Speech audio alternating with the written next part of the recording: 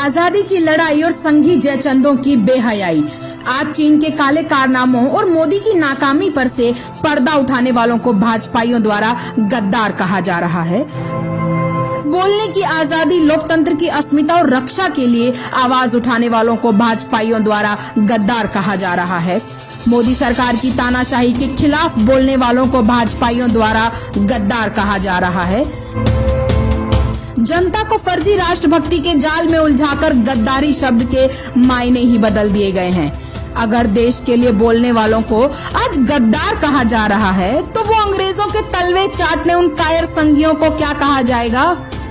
वो संघी सावरकर क्या था जिसे अंग्रेजों के खिलाफ काम करने के लिए 50 साल की सजा हुई थी, पर वो अंग्रेजों को कई माफीनामे लिख के छूट गया था और उसके बाद एक भी शब्द उसने अंग्रेजों के खिलाफ नहीं बोला। वो संघी शादीलाल और शोभा सिंह क्या थे जिन्होंने भगत सिंह के खिलाफ गवाही दी थी, जिसे बाद में अंग्रेजों ने राय बहादुर की उपाधि दी थी और एक बंगला दिया था। वो संघी वीरभद्र तिवारी क्या था जिसने चंद्रशेखर आजाद की मुखबरी की थी। वो संघी क्या थे जिन्होंने 1925 में संघ के बनने के बाद से और देश के आजाद होने तक हमेशा आजादी के आंदोलन का बहिष्कार किया। वो संघी क्या थे जिन्होंने अपने कार्यकर्ताओं को सुभाष चंद्र बोस की आजाद हिंद फौज में शामिल होने से रोका था। वो संघी क्या थे जिन्होंने गांधी जी के नमक सत्याग्रह का मजाक उड़ाया था।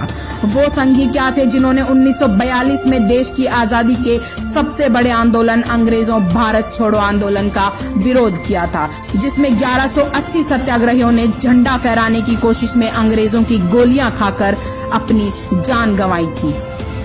वो गोडसे क्या था जिसे हर प्रकार के हथियार चलाने आते थे, पर कभी भी किसी अंग्रेज को एक पत्थर नहीं मारा, बल्कि एक बूढ़े जिसने अपनी सारी उम्र अंग्रेजों की खिलाफत में लगा दी पर गोलियों की बौछार कर दी। वो संघी अटल बिहारी वाजपेयी क्या था जिसने 1945 में 2 क्रांतिकारियों के खिलाफ गवाही दी थी। वो संघी क्या थे जिन्होंने देश आजाद होने के बाद तिरंगे झंडों को पैरों तले कुचला था और उनमें आग लगाई थी।